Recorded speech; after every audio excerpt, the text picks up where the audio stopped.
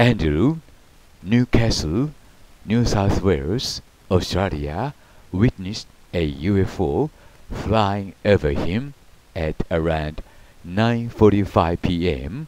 on April the 23rd, 2017. Here is a report from Andrew. 私が息子を家に置いて、ちょうど私の車から私が出る時のことでした。私の車から2、3メートルのところにある家まで歩いていました。夜空がとてもきれいだったのに気がつきました。それは例外的にきれいな空でした。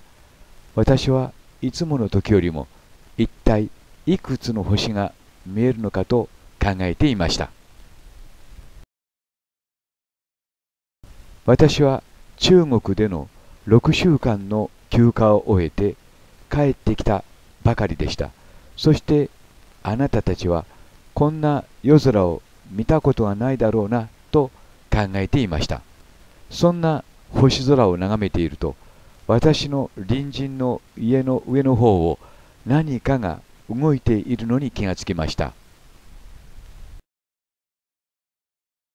最初、空の一部が動いているかのように見えました。それはその後ろの星を黒く塗りつぶすような大変広い面積のものでした。そしてそれは私の視線と夜空の間を通り抜けていったのです。私はすぐにそこに見えるものを合理化しようとしました。多分その瞬間は2、3秒のことだったと思います。鳥なのかと。しかしそんな大きな鳥は翼竜しかいません。で、ありえないと。次に夜中にグライダーかなと思いました。飛行機と叫ぼうとしましたが、私は驚き声が出ませんでした。それは真っ黒でした。これ以上黒いものはないと思えるほどの黒でした。先頭の端に8個くらいの薄明るいライトがついていました。それはブーメラン型のようでしたが、それほど曲がっていなく、中央に胴体のない飛行機の翼だけのように見えました。それが全く無音で、飛ぶというよりは滑るように滑空していきました。それは地上から20メートルほどの高さを飛んでいましたので、大きさは幅10から12メートルくらいではなかったかと思います。その次の日からそれについて考えていましたが、何にしろ真っ暗であったこともあり、距離が分かりませんでした。が、例えば飛行機が飛ぶ数百フィートの高さであるなら、それはジャンボジェットあるいはそれ以上に大きかったということになります。が、そうだとするなら全く無音であったため、さらに驚くべきことということになります。で、私は家の中にいたもう一人の息子を呼ぶために振り返りました。私が家を出た時にはドアは開いていて、網戸だけが閉まっていましたが、私が外へ出ている間にドアは閉まっていました。私は息子には声は聞こえないだろうと思い、叫びませんでした。で、その後すぐにその UFO を見ました。それは南の方向にやがて視界から消えるように飛んでいくところでした。そのことを思い出すたびに、私がそれを見たのは20秒から30秒くらいのことだったと思います。それを見たことで私は大変驚き、当惑しましたが、私はそれが与えられた特権のように感じ、幸運に思いました。なぜかは説明できませんが、ともかくも幸運だったと感じたのです。それはとても安らいだもので、全く怖くありませんでした。私は昼も夜も数えきれないほどの飛行機やヘリコプターを見てきましたが、その夜見たものは 100% そのどちらでもありませんでした。以上ですが、あなたに伝える情報としては、これで十分お役に立てたのではないかと願っています。興味を持ってくださり、ありがとうございました。ケーグ・アンドリュー。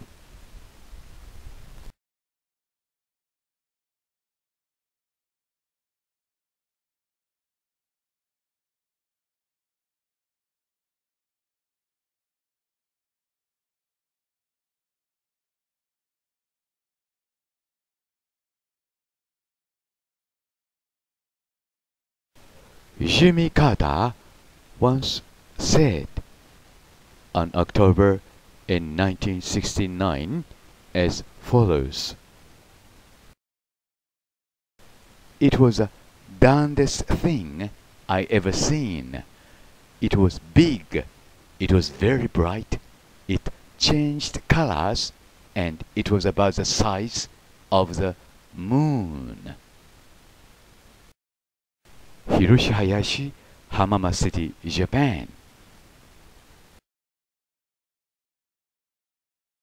1969年10月のジョージア州レアリーでの UFO 目撃についてインタビューに答えて、元アメリカ大統領のジミー・カーターは次のように答えている。それは私が見た中でも最も不愉快なものだった。それは大きくて明るかった。色を変えた。月ほどの大きさがあった。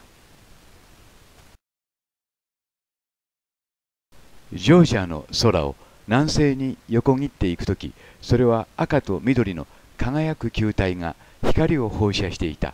私たちは10分ほどそれを見つめていたが、私たちの誰もそれが何だかわからなかったが、一つだけ確かなことがある。私は空に UFO を見たことがあるという人がいても、決してからかったりはしないだろうということだ。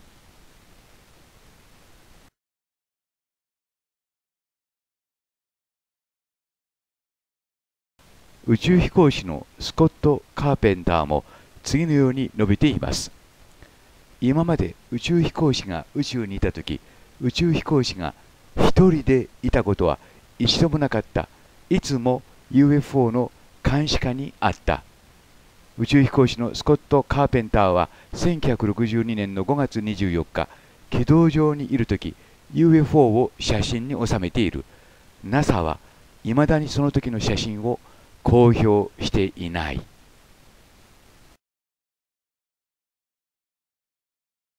カナダの前防衛大臣のヘルヤー氏は、4種類のエイリアンが活発に地球を訪問しているのを知っていると証言した。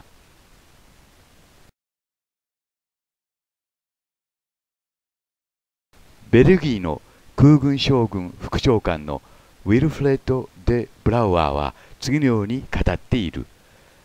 かなりの数の異常な現象がベルギーの空域で起きているという結論に空軍は達している。地上からの多くの証言とその後の追加証言によれば、1990年の3月30日から31日にかけての夜にかなりの数の未確認物体の空中行為が起きたという仮説に直面することになった。今のところ攻撃的な姿勢は全く見られていないし、人々を不安にさせたり交通機関に影響が出るということはない。そのためこうした推定されるエイリアンの行動が直接的な脅威になるとは考えていない。それがどこからやってきたかについて、技術的な探査手段によって確実に観察される日は疑いなくやってくるだろう。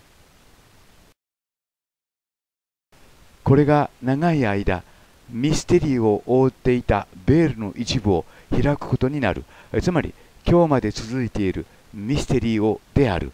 しかしそれが存在し、それが現実であるということ、それ自体が重要な結論ということになる。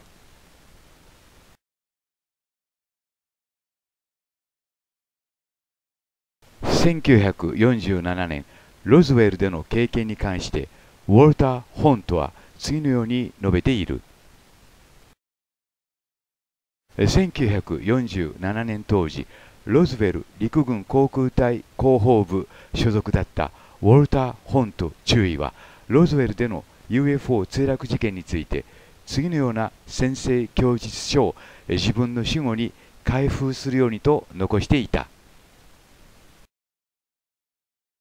ホントは2005年の12月に死亡したが、その文書は2007年の6月に公開された。彼はウィリアム・ブランシャード大佐、ロジャー・ランメイ将軍および第8陸軍司令官などの高官に会ったことの話のほか、UFO を見たこと、エイリアンの死体を格納した容器を見たことを供述している。CIA の心理作戦の創設者メンバー兼 NATO のアドバイザー、ジョセフ・ J. ブライアン大佐は次のように述べている。これらの UFO は有人・無人コントロール、あるいはその両方の地球を観察するための組織的な宇宙航行装置である。UFO の目撃例を含め、情報は未だに公式には未公開のままとされている。CIA の上級ディレクターの特別補佐官であるビクター・マッケイティは次のように述べている。CIA は UFO 現象をどう捉えているかについて、私たちは事実としてエイリアンとコンタクトを取ってきたし、訪問さえ受けている。で、アメリカ政府は他の地球上の国家中枢部と話し合いをし、外惑星人、つまりエイリアンの情報は一般から遠ざけるように決定している。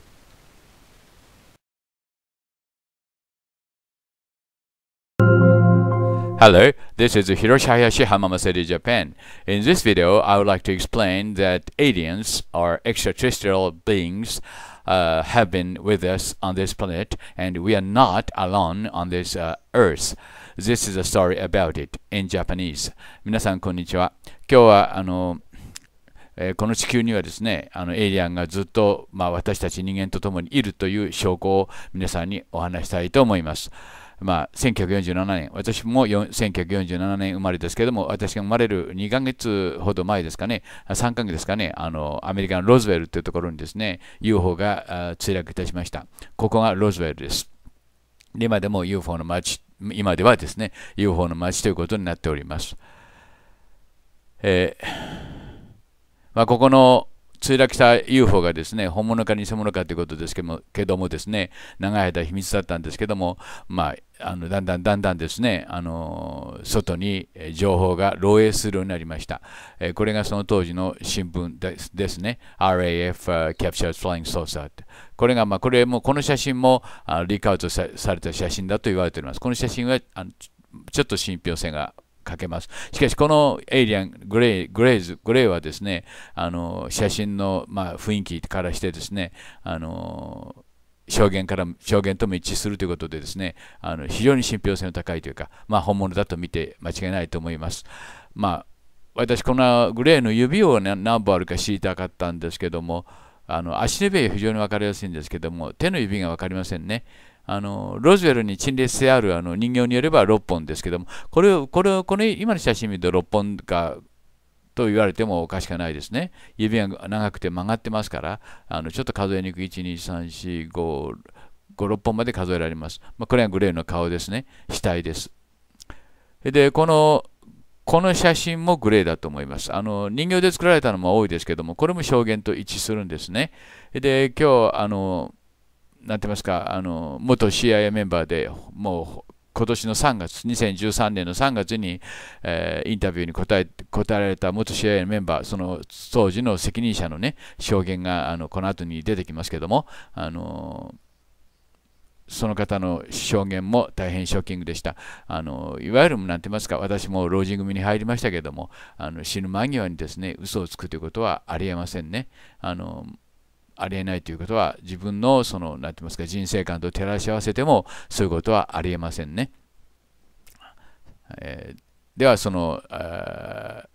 元 CIA メンバーでエリア51号で入りし、その報告をアイゼンハワー大統領、それからpartial interview with him. So what did this gray alien look like? Could you describe him a little bit? This one looked a little bit oriental. So I'm just wondering if it looked almost human, what about this didn't look human? No, it didn't look human as far as the skin tone and basically the shape of it and the size. How was its head size compared with a normal human, for example? Brain was kind of a little bit bigger. Mm-hmm. And some of the nose was very, very small. And the ears were just like holes. Mouth was very small. Now, why were they bringing you out here at all, anyway, to see an alien? What was the point? To go back and tell the president they actually had one. So he did not know at this point No. if there was an alien at S4? No. What did you do then at Area? Were you done, or did you have other things to do with Yes, so S4? basically we were kind of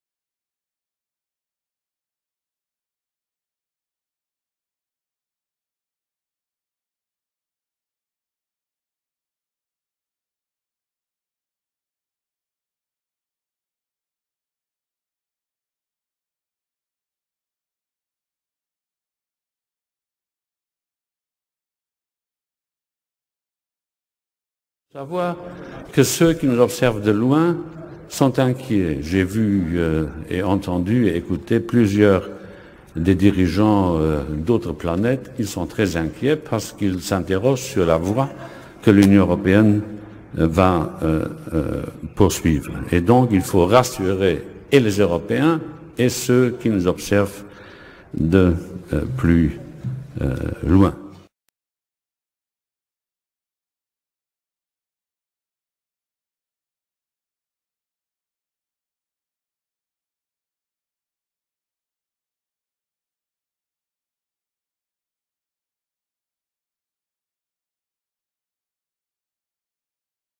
Der Brexit besorgt und verwirrt Europa. So sehr, dass EU-Kommissionspräsident Jean-Claude Juncker im EU-Parlament einige sehr merkwürdige Sätze sagte.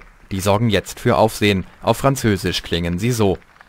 Il faut savoir que ceux qui nous observent de loin sont inquiets. J'ai vu et entendu et écouté plusieurs des dirigeants d'autres planètes. Ils sont très inquiets parce qu'ils s'interrogent sur la voie que l'Union européenne va poursuivre. Et donc il faut rassurer et les Européens et ceux qui nous observent de plus loin. Übersetzt sagt Juncker hier, Sie müssen wissen, dass jene, die uns von weitem beobachten, beunruhigt sind. Ich habe gesehen und gehört, dass Führer anderer Planeten beunruhigt sind, weil sie sich dafür interessieren, welchen Weg die Europäische Union künftig einschlagen wird. Und deshalb sollten wir die Europäer und jene, die uns von außen beobachten, beruhigen. Kurios, im offiziellen Transkript der Rede fehlt genau die Stelle, an der Juncker von den Führern anderer Planeten redet. Französische Medien spekulieren nun, dass Juncker sich schlicht versprochen habe und die anderen Führer unseres Planeten meinte. Denn dass der EU-Kommissionspräsident an Außerirdische glaubt und das auch noch offiziell sagt, diese Geschichte scheint selbst in Brexit-Zeiten doch unglaubwürdig.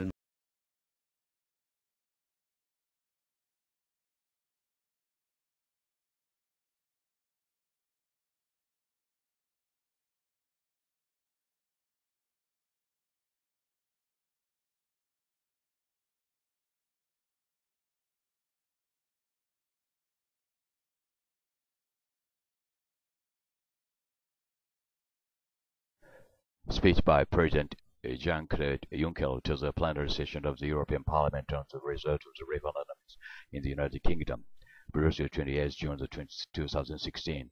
Translated from French and German. Mr. President, Madam Chair of the Council, honorable members, Mr. President, the Parliament is about to discuss the future of Europe and place the United Kingdom with Europe and the European Union. I had a lot of meetings this morning, but I decided to come to European Parliament because I believe that today, right now, my place is here at the heart of democracy. Our British friends have spoken by universal suffrage. The expression of will and political majority has to be respected by all. Democracy is democracy, and we must respect British democracy, and we view that has been expressed. The choice of the British people must be respected. European expression there was and consequences there are. So I'm asking for clarification, not immediately, because the British system is more complicated than one might think. But as soon as possible, there was a vote. Now there is hesitation. Lord Head, my friend, my brother, has drawn to his conclusions. He is a true Democrat. I would like to others to draw the conclusion of the expression of the British people well. I will read and heard the President of the parliamentary groups with a few expressions have responded with the emotion to the result of the British referendum. Indeed, Europe is more than just a matter of the head. Yes, we must remain rational. But when we are sad, we should be allowed to say so much. I'm saddened by British vote and make no secret of it. This isn't sentimentality. It is my profound conviction. I would have liked the United Kingdom to stay forever by our side. With us, it has decided otherwise. We must accept the consequences. The Prime Minister, whom I will be seeing later this morning, remains.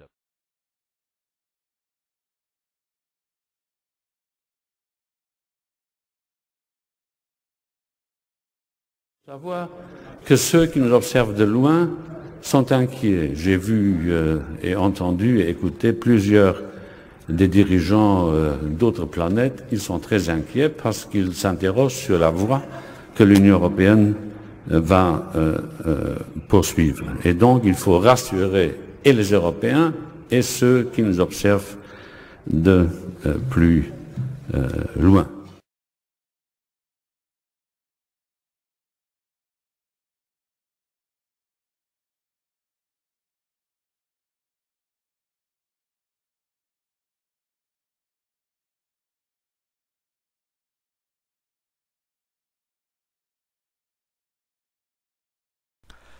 Hello, this is Hiroshi Hayashi, Hamama City, Japan. This is a sort of interview program of Home Pope Hilaire, the former Prime Minister of Defense and Force in Canada, and he said, alien life forms present among us. This is the story about it with my translation. Thank you very much. It's great to have you with us on our show. Why do you say that UFOs are as real as the airplanes flying over our heads? Well, because I know that they are. They've been, as a matter of fact, they've been visiting our planet for thousands of years. And one of the cases that would interest you most, if you give me 2 or 3 minutes to answer, is during the Cold War, 1961, there were about 50 UFOs in formation flying south from Russia to across Europe, and the Supreme Allied Commander was very concerned and about ready to press the panic button when they turned around and went back over the North Pole. They decided to do an investigation, and they investigated for 3 years, and they decided that with absolute certainty that 4 different species at least, had been visiting this planet for thousands of years. So that's, we have a long history of UFOs, and of course there's been a lot more activity in the last few decades since we invented the atomic bomb, and they're very concerned about that and the fact that we might use it again. And because the whole cosmos is a unity, and it affects not just us, but other people in the cosmos, they're very much afraid that we might be stupid enough to start using atomic weapons again, and this would be very bad for us and for them as well. So no serious scientist has ever publicly confirmed evidence of an encounter with extraterrestrials. Why would scientists not confirm the facts if they exist? I'm afraid they must go out of their way not to find, because if they did, you know, even 10% of the amount of research I've done in the last 8 years, they would be as convinced as I am. I mean, they could do it even faster. Might take them a little longer, a military background, but there are so many wonderful books that tell these stories, and they've been authenticated. The sightings have been authenticated by more than one witness, and also by radar, and they have landed in various places around the world, including Russia. There's a famous case there. I can't remember the name of the place, but it was widely reported at the time. A man wrote a book about it, and then the French bought the book rights so that it wouldn't be circulated around. There's just so much evidence.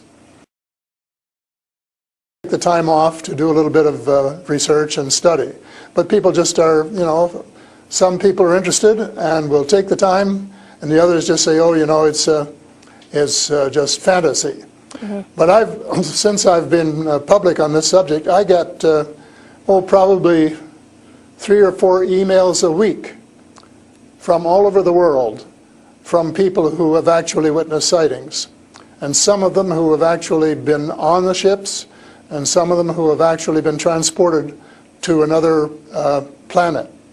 And so this information is not, you know, it is top secret in a way that the governments aren't talking about it. But if you listen to the whistleblowers and the people who have worked in the industry and who know what is going on, there is just a lot of information out there, and it doesn't take very long to get your hands on it.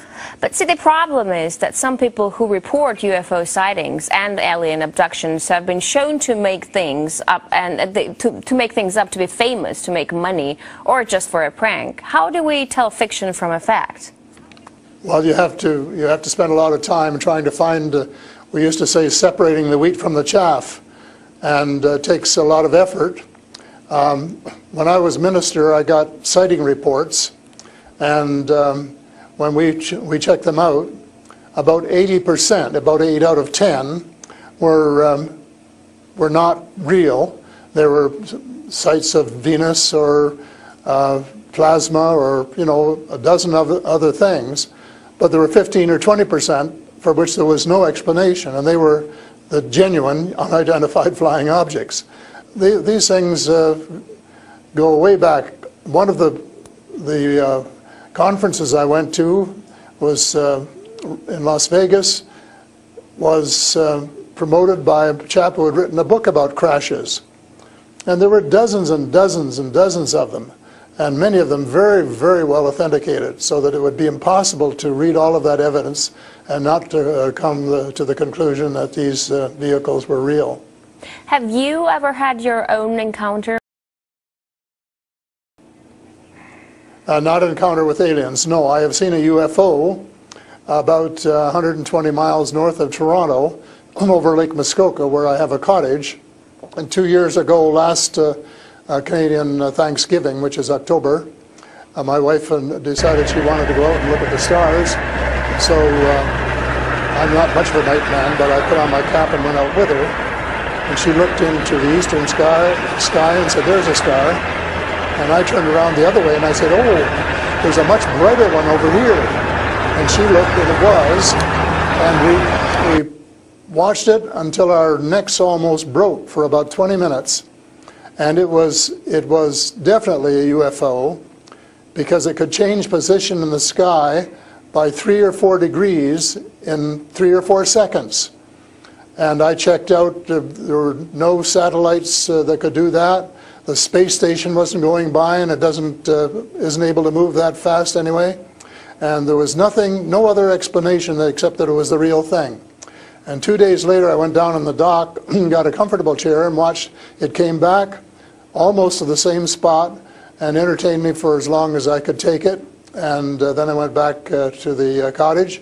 But it was very interesting because it would drop down in the sky and then it would roar back up, and then it would shift across a few degrees and do a circle and come back at a speed, but just astronomical speeds. As you know, they travel very, very fast. So does it just look like a falling star that falls really quickly and then rises again? What does it look like? Well, it just looked like a star. It just looks like a star. Right. And I don't know if you're a person who has ever read the Bible or not, but I think the Star of Bethlehem, God's flying saucers. Mm-hmm.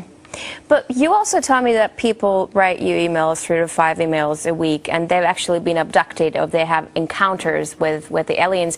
Do they actually tell you what these aliens look like? I mean, everyone's interested. How would I know if I see an alien and if he abducts me? Well, the first question you have to ask is how many species are there? And I used to think there were, between 2 and 12. And Apollo astronaut Edgar Mitchell, who came to Toronto a few years ago and had dinner with us, agreed there was somewhere between 2 and 12. But the latest reports that I've been getting from various sources are that there are about 80 different species. And some of them look just like us, and they could walk down the street and you wouldn't know if you walked past one. And they're what we call the Nordic blondes, and also the tall whites, who were actually working with the United States Air Force in Nevada. They're able to get away with that. They had a couple of their ladies dressed as nuns went into Las Vegas to shop, and they weren't detected. And I have a friend who saw one of the men walking along the street, and somebody who would recognize that they were different, and he did. So there are those kind, and then there are the short grays, as they're called, and they're the ones that you see in most of the cartoons. They're have very, very slim arms and legs, and they're very short, just a little over 5 feet, and they have a great big torso and a great big head and great big brown eyes. But they're different species, so you have to know that they're different species, and and know that they're all different. Mm-hmm. So if you saw the short gray, you'd certainly know that there was something up that you'd never seen before. But if you saw one of the Nordic blondes, well, you'd probably say, "Oh, I wonder if she's from Denmark or somewhere." So this species that you're describing, are they all different in terms of nice and mean? Are some of them nice and benevolent? Are others nasty? Or how are they? Are they good to people on Earth, or are they here to harm them? Well, it's a difficult question to answer because they have different agendas. And maybe all of us on Earth should have the same agenda, but you couldn't say maybe that Russia and China and the United States all had the same agenda at every turn, because they don't. And I would say that nearly all are benign, they're benevolent, they want to help us. There may be 1 or 2 species which do not. And that's one of the things I'm investigating at the moment, is to see who they are and what they're up to and what their agendas really are. All right, we're talking to Paul Hellyer, former Canadian Minister of Defense, who says extraterrestrial life forms exist and are present on Earth. We'll talk more about what they are and why they're here after a short break. Stay with us. And we're back with Paul Hellyer, former Canadian Minister of Defense, to talk about extraterrestrial life forms. Great to have you back. So these extraterrestrial creatures, where did they come from and how did they get here to Earth? They come from various places. For a long while, I only knew about ones who came from different star systems.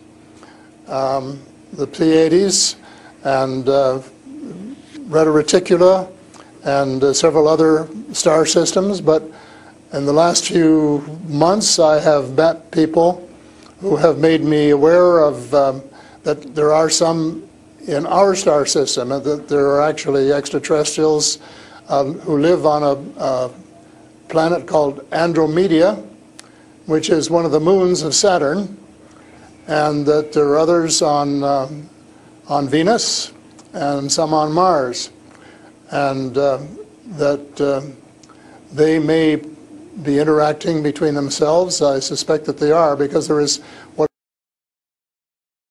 of these people, and they have rules. For example, one of the rules is that they don't interfere in our affairs unless they're invited to.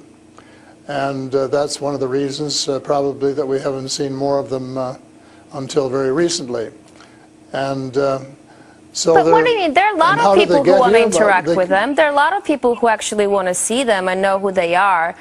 What, they need a special invitation to interact with us? What does it mean? They don't want to interfere into our affairs. They want to tell us how to run our affairs. They have accepted the fact this is our planet and that we have the right to run it. But they're very, very concerned. They don't think we're good stewards of our planet. We're not. We're clear-cutting our forests, and we're polluting our rivers and our lakes, and we're dumping sewage in the oceans, and we're doing all sorts of things which are not what good stewards of their homes should be doing, and they don't like that, and they've made it very clear. And as a matter of fact, they have given us a warning. How? And this has come from more than one source. How have they made it clear? What have they done? They have talked to people. One of the chaps I talked to about a month ago was interacting with them in 1974, he and his brother in Peru, and they were taken to Andromeda, teleported, and they were told what the people there think, and that we're really wrecking our planet, and in fact that something dreadful is going to happen to it if we don't smarten up and change our ways. We spend too much time fighting each other, we spend too much money on military expenditures and not enough on feeding the poor and looking after the homeless and the sick, and that we are polluting our waters and our air, and that we're playing around with these exotic weapons, thermonuclear weapons and atomic weapons, which have such a devastating effect both on our Earth and on other areas in the cosmos, and they don't like that. And that's the reason they would like to work with us to teach us better ways, but only, I think, with our consent. And they work through individuals, and they try and pick out individuals who won't be frightened to death of them, because they can give you quite a fright.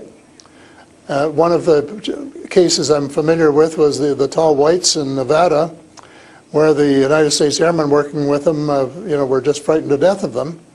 And one, Charles Hall, rescued the daughter of one of the high-up people in the tall whites, and as a result became very good friends with the mother. And as soon as they could trust each other, they had a wonderful relationship. And he wrote a book about it. It's called Millennial Hospitality. Millennial Hospitality. And it tells you how you go through these stages of being scared out of your wits. But then when you establish a trust and a working relationship, why you can have the same relationship, same kind of relationship that you would have with someone here on Earth. But here's what I'm thinking. If you're outing their presence, which is clearly not what they want since they're hiding, why aren't they so afraid of, why aren't you afraid of repercussions? Because you're obviously stating that they're here among us, and you're telling me all the species that exist. They are here among us, and I'm not afraid, because in most cases, as far as technology is concerned, they're light years ahead of us, and we have learned a lot of things from them. A lot of the things that we use today, we got from them, lead lights and microchips and Kevlar vests and all sorts of things that we got from their technology, and we could get a lot more too, especially in the fields of medicine and agriculture, if we would go about it peacefully. But I think maybe some of our people are more interested in getting their military technology. And I think that's wrong. I think that's wrong-headed.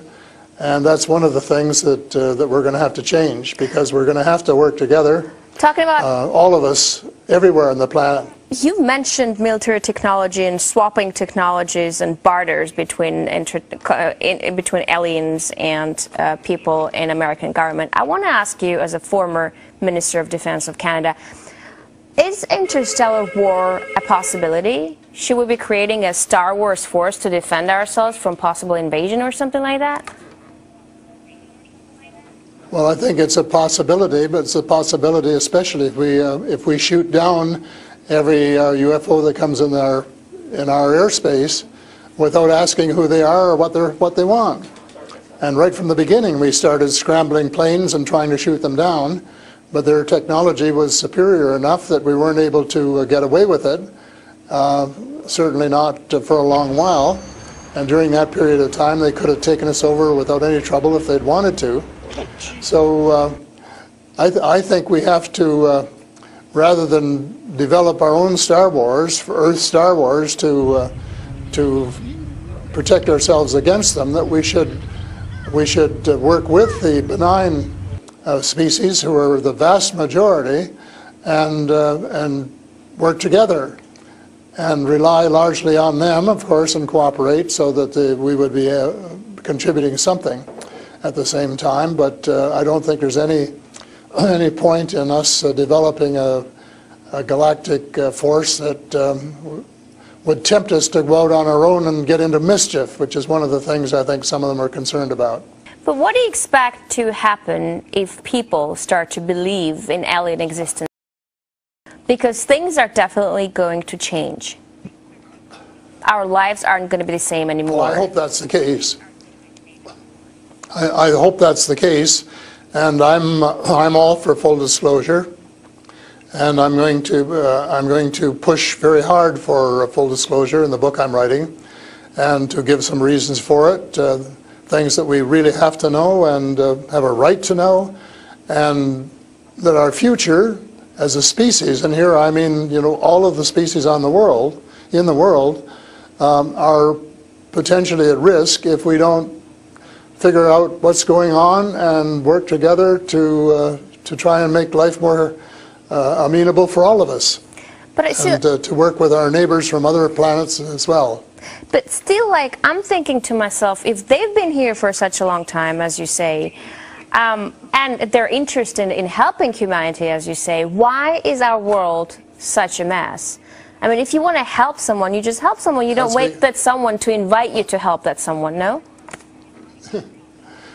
Well, I don't, you know, it's something that I think parents can sometimes say to their children, this is what you should do. But that doesn't mean the children are going to do it, does it? Because the cosmos is based on free choice, and we're given the option of making mistakes, of making wrong choices. And I guess what bothers some of us is we've made too many wrong choices and not enough right choices. So we're going to have to start switching our priorities and stop spending so much time and effort and weapons to kill each other or to dominate each other, and spending a lot more time on how to help each other to have a better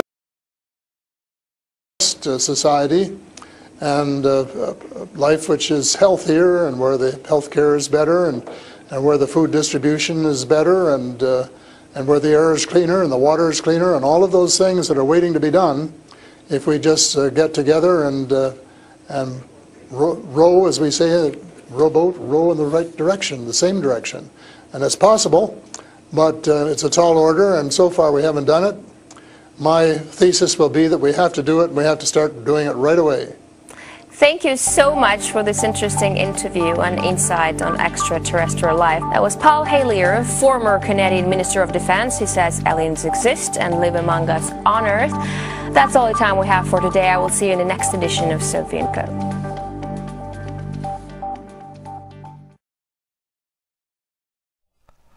Hello. Former Prime Minister of Defense Force of Canada, Mr. Paul Hiller, stated at the Congress that UFOs are as real as airplanes flying over the head. This is a very shocking news, and also he said at least 2 of them are probably working with US government. I believe other species that I learned about were long ago called tall white. This is the story about it. Thank you.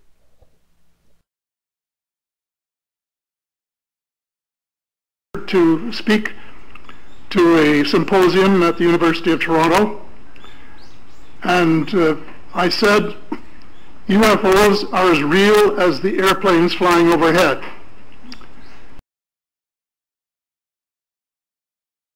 On Earth at this present time, and at least 2 of them probably working with the United States government. The other species that I learned about not too long ago was called the tall whites. To become spiritual beings and practice the one tenet that the world's major religions have in common, and that is the Golden Rule.